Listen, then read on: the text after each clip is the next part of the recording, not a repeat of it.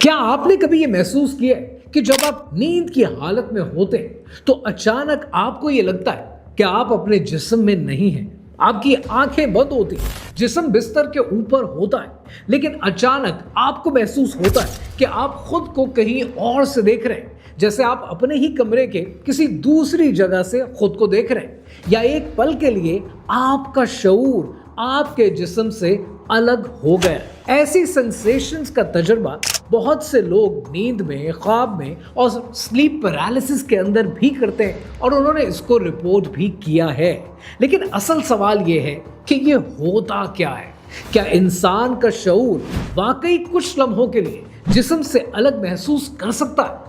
और अगर ऐसा महसूस कर सकता है तो क्या दुनिया को एक बिल्कुल मुख्तलिफ नजरिए से देखा जा सकता है? साइंस इस एक्सपीरियंस को समझने के लिए अक्सर परसेप्शन और कॉन्शियसनेस की स्टडी करती है, लेकिन कुछ लोग इन तजुर्बों को सिर्फ ख्वाब नहीं समझते बल्कि उन्हें आउट ऑफ बॉडी एक्सपीरियंस यानी OBE कहते हैं।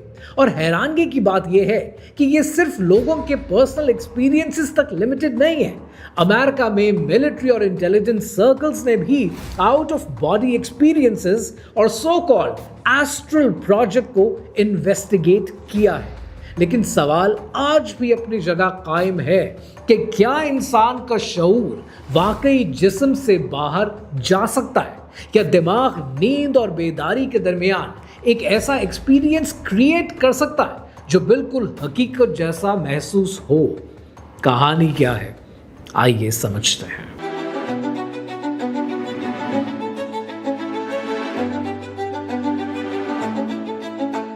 ये कहानी है सन 1958 के वर्जीनिया की। अमेरिका का एक कामयाब आदमी अपने बिस्तर पर सोया हुआ था। नाम है रॉबर्ट मनरो, और चूंकि रॉबर्ट को आमतौर पर बॉब भी कहा जाता है, so will call him Bob Munro.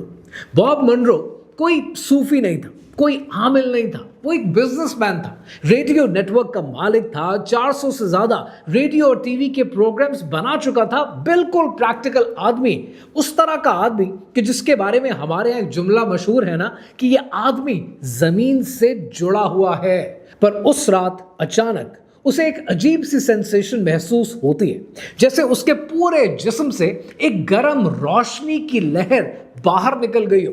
उसका पूरा जिस्म कांपना शुरू कर देता है, वो हिल नहीं सकता और फिर वो उठने की कोशिश करता है, लेकिन उसका जिस्म नीचे बिस्तर पर लेटा हुआ है। वो अपने आप को अपने ही कमरे की छत के करीब हवा में तैरता हुआ पाता है और नीचे अपने बिस्तर पर वो अपने ही जिस्म को देख रहा है अपनी बीवी के पहलू में। वो घबरा जाता है, वापस जिस्म में आकर गिरता है और सोचता है कि कहीं मैं मर तो नहीं गया, कहीं मैं पागल तो नहीं हो गया। इमेजिन करें इस जगह पर आप होंगे तो आप भी यही सोचेंगे, लेकिन ना तो वो मरा था ना वो पागल हुआ था, बल्कि अगले 40 साल उसने वो काम किया जो कोई नहीं कर सका।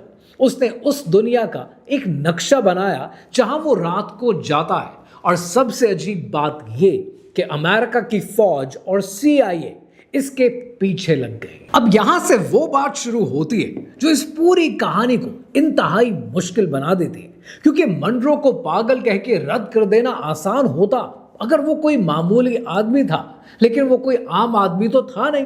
वो एक संजीदा आदमी था जिसके पास आवाज की टेक्नोलॉजी के 3 पेटेंट्स मौजूद थे। उसने डॉक्टर्स और साइंटिस्ट के साथ मिलकर काम किया था, और जब उसके साथ ये सब कुछ होने लगा तो उसने वो किया जो आमतौर पर एक साइंटिस्ट किया करता है। उसने डर से भागने की बजाय उसे लिखना शुरू कर दिया। हर तफसील, हर सफर को वो लिखता चला गया, और 1971 में उसने अपनी पहली किताब journeys out of the body ये छापी। ये वो किताब थी जिसने पूरे उस तजर्बे को एक नाम दिया जिसको आज दुनिया आउट ऑफ बॉडी एक्सपीरियंस कहती है। इस किताब की 10 लाख कॉपीज बिक चुकी हैं, और फिर उसने एक कदम और आगे बढ़ाया। उसने सोचा कि अगर ये मेरे साथ हो सकता है तो शायद मैं दूसरों को भी ये सिखा सकता हूं।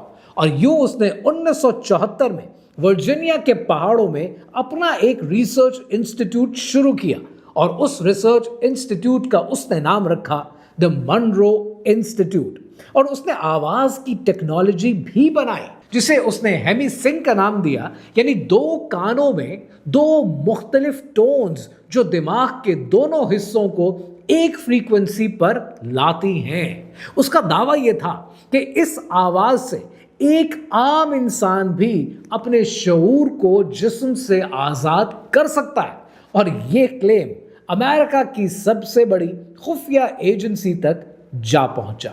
अब ये बात है 1970 और 1980 की दिहाई की। कोल्ड वॉर अपने उरूज पर थी और एक खुफिया रिपोर्ट गर्दिश करने लगी कि सोवियत यूनियन अपनी जासूसी के लिए ईएसपी इस्तेमाल कर रहा है, यानी जहनी ताकतों पर काम कर रहा है, करोड़ों डॉलर्स खर्च कर रहा है। तो अमेरिका को डर लगा कि वो कहीं इस रेस के अंदर इस सारी कार्रवाई में पीछे ना रह जाए, और इसीलिए अमेरिका की फौज ने अपने लोग मनरो के वर्जीनिया के इंस्टीट्यूट में भेजने शुरू किए, सीखने के लिए, टेस्ट करने के लिए कि क्या ये गेटवे टेक्नोलॉजी और टेक्निक्स असल में काम करती हैं, क्या ये हेमी सिंक वाकई सही काम करती है। और फिर 1983 में एक फौजी अफसर लेफ्टिनेंट कर्नल वेन मैकडॉनल्ड ने CIA के लिए एक रिपोर्ट बनाई। उस रिपोर्ट का काम क्या था? इस रिपोर्ट का काम था डिटेल में एनालिसिस करना वो सब कुछ जो बॉब मनरो के इंस्टीट्यूट में चल रहा है। इस रिपोर्ट का नाम है analysis and assessment of the gateway process. और यहां समझते हैं कि इस रिपोर्ट में ऐसा लिखा क्या है, क्योंकि इंटरनेट पर बहुत से लोग बहुत सी बातें इस रिपोर्ट के हवाले से करते हैं। यह रिपोर्ट ये नहीं कहती है कि CIA ने एस्ट्रल प्रोजेक्शन को सरकारी तौर पर तस्लीम कर लिया है। एक अफसर की एक तफसीली रिपोर्ट और उसका एनालिसिस जरूर है, लेकिन उस एनालिसिस में जो लिखा है वो लिटरली हैरानकुन है। उसने फिजिक्स, क्वांटम मैकेनिक्स और कॉन्शियसनेस को मिलाकर एक दलील दी है कि मनरो की हेमी सिंक टेक्निक से इंसानी शऊर वाकई जिस्म से और वक्त की हुदूद से बाहर जा सकता है। उसने इसे प्लॉजिबल कहा है, यानी ये मुमकिन है, ये काबिल गौर है। एक फौजी डॉक्यूमेंट में, एक CIA की रिपोर्ट में ये सब बातें लिखी जाती हैं। ये रिपोर्ट सन 2003 में डीक्लासिफाइड हो गई, और आज भी अगर आप चाहें तो CIA की वेबसाइट पर जाकर ये रिपोर्ट पढ़ सकते हैं। सब कुछ रिकॉर्ड पर है। और यहाँ एक और बात है जो इस पूरी कहानी को बड़ा पुरस्कार बना देती है। उस रिपोर्ट के 29 सफ़ों में से एक सफ़ा गायब है, सफ़ा नंबर 25। जब लोगों ने CIA से पूछा कि वो सफ़ा है कहाँ, तो CIA ने कहा कि हमारे पास वो सफ़ा है ही नहीं, और आज तक वो सफ़ा गायब है। उसमें ऐसा क्या लिखा था जो आप और मैं नहीं देख सकते। और अब ये सब कुछ किसी एक रिपोर्ट पर ख़त्म नहीं हुआ, क्योंकि अमेरिका का एक असली खुफिया प्रोग्राम प्रोजेक्ट स्टारगेट, कि जिसमें फौज ऐसे लोगों को ट्रेन करती थी जो रिमोट व्यूइंग कर सके, एक जगह पर बैठकर, अपनी जगह पर बैठकर अपने शऊर से हजारों मील दूर की चीजें देखना। इस प्रोग्राम का सबसे मशहूर आदमी था जो मैकमोनीगल। उसे अक्सर रिमोट व्यूअर नंबर 1 भी कहा जाता है। उसने फौज के लिए सैकड़ों मिशंस में हिस्सा लिया।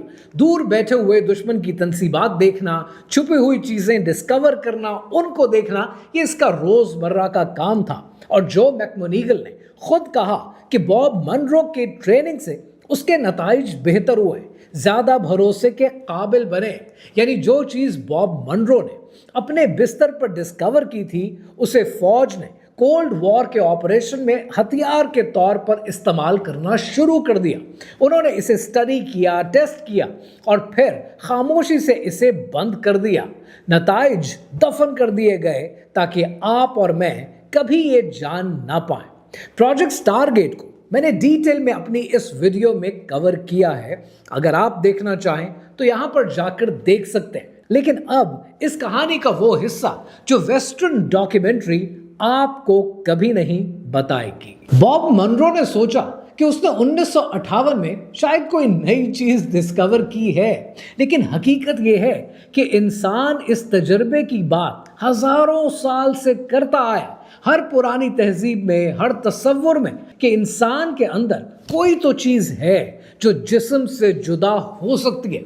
जिस्म के बगैर किसी भी चीज को देख सकती है। और ये सिर्फ पुरानी कहानियां नहीं है, आज मॉडर्न साइंस के पास ऐसे बेशुमार केसेस हैं जिन्हें साइंस अभी तक ठीक से समझ भी नहीं पाई है। सन 1991 में अमेरिकन सिंगर पाम रेनल्ड्स के दिमाग में एक बहुत बड़ा एन्यूरिज्म था, एक फटने वाली रग जो किसी भी वक्त उसकी जान ले सकती थी। उसके लिए एक इंतहाई खतरनाक ऑपरेशन की जरूरत थी जिसे स्टैंड स्टिल कहा जाता है। डॉक्टर्स ने उसके जिस्म का दर्जा हरारत गिरा दिया, 15 डिग्री तक गिरा दिया। उसका दिल रुक गया, उसके दिमाग से खून निकाल दिया गया, उसकी आंखों को टेप से बंद कर दिया गया और उसके कानों में ऐसे स्पीकर लगा दिए गए जो तेज आवाज निकालते थे ताकि हर तरह से बाहर से किसी भी आवाज के जरिए, किसी भी नजर के जरिए उसका कनेक्शन तोड़ा जा सके। उसकी ईईजी, दिमाग का वो मीटर जो जिंदगी नापता है, वो बिल्कुल फ्लैट हो चुका था। यानी अगर मेडिकल की टर्मिनोलॉजी में कहा जाए तो उसकी क्लिनिकल डेथ हो चुकी थी। तबई तौर पर वो एक मुर्दा थी। लेकिन ऑपरेशन के बाद पैम ने वो बातें बताई जो वो किसी भी सूरत में जान भी नहीं सकती थी। उसने उस खास औजार का बताया जिससे उसके स्कल को काटा गया कि उस औजार की शक्ल कैसी थी। उसने उन जुमलों का बताया जो डॉक्टर्स आपस में बोलते थे। आंखें उसकी बंद थी, कान उसके बंद थे, दिमाग उसका फ्लैट था, तो फिर भी उसने ये सब कुछ देखा और सुना कैसे? डॉक्टर्स ने खुद बाद में उसकी सब बातों को सच माना।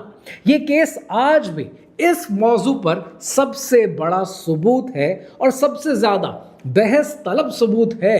ये सब तिब्बी रिकॉर्ड और वेस्टर्न मीडिया में दर्ज है।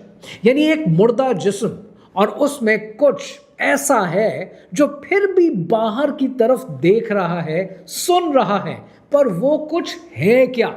लेकिन इस सारे मौजू पर जो सबसे तफसील से और सबसे गहरी बात आपको और मुझे देखने को मिलती है वो हमारे दीन में मिलती है।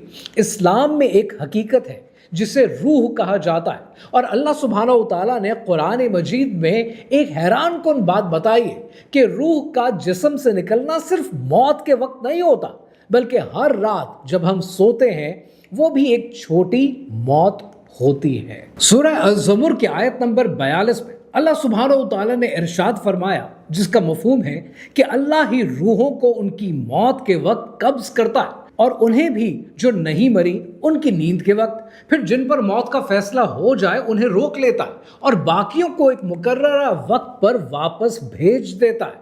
अब जरा गौर करें कि 1400 साल पहले कुरान मजीद ने यह बात बताई कि नींद भी एक किस्म की मौत है, कि उसमें रूह एक तरह से कब्ज कर ली जाती है और फिर सुबह वापस भेज दी जाती है। यानी बॉब मनरो जिसे 40 साल तक तजर्बे से समझने की कोशिश करता रहा, उसकी बुनियाद हमारे पास पहले से मौजूद थी।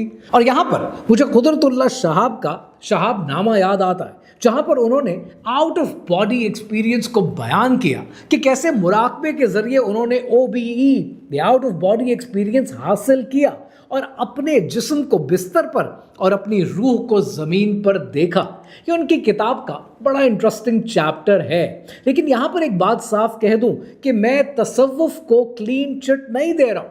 मैं यहाँ पर ये कह रहा हूँ कि इस मौजू पर मज़ीद रिसर्च की ज़रूरत है and probably I would like to find out more about it. तो फिर अब इस सब का मतलब क्या है? इसका मतलब यह है कि इंसान सिर्फ गोश्त और हड्डियों का ढेर नहीं है, आपके अंदर कुछ और भी है, कुछ जो आपके जिस्म से बड़ा है। और ये वही बात है जो मटीरियलिस्टिक साइंस जो कहती है कि तुम सिर्फ एक दिमाग हो, केमिकल हो, वो आपको ये बताना नहीं चाहती है, क्योंकि अगर शऊर की और रूह की अहमियत ज़्यादा हो गई तो फिर गैब की अहमियत ज़्यादा हो जाएगी और गैब से साइंटिज्म दूर भागता है क्योंकि वो उसे मेजर नहीं कर सकता है। बॉब मनरो अपनी सारी जिंदगी एक सवाल के पीछे भागता रहा कि अगर रूह निकल सकती है तो वो जाती कहाँ है। मेरी नज़र में उसका ये सवाल ही गलत है। सवाल ये होना नहीं चाहिए। असल सवाल ये बनता है कि अगर रूह जिस्म से बाहर निकल कर जाती है तो कौन है जो उसे वापस लेकर आता है। हर रात जब आप सोते हैं तो अब आपकी रूह आपके इख्तियार से निकल जाती है اور وہ کون ہے جو اسے ہر صبح آپ کو لوٹا دیتا اور جس دن وہ اسے واپس نہ بھیجنے کا فیصلہ کرے گا اس دن آپ کی آنکھ اس دنیا میں نہیں کھلے گی۔ یہ وہ حقیقت ہے جسے اللہ سبحانہ و تعالیٰ نے اس آیت میں بیان کیا ہے۔ ہر رات آپ کی روح ایک امانت کی طرح اس کے پاس جاتی ہے اور ہر صبح آپ تک واپس پہنچتی ہے۔ باب منرو نے آسمان کا نقشہ بنانے میں اپنی زندگی نکال دی، لیکن جو سب سے بڑی حقیقت تھی اسے تو وہ اپنے بستر پر ہی چھوڑ گیا کہ جو اسے ہر رات باہر لے جاتا اور اس کی روح کو واپس لے آتا ہے اس پر اس کا کوئی اختیار نہیں ہے۔ وہ اختیار ہمیشہ سے کسی اور کے پاس ہے اور وہ کوئی اور ذات اللہ سبحانہ و تعالیٰ کی ہے۔ اس حقیقت پر غور کریں جو ہر رات آپ کے ساتھ ہوتی ہے اور آپ دھیان تک نہیں دیتے۔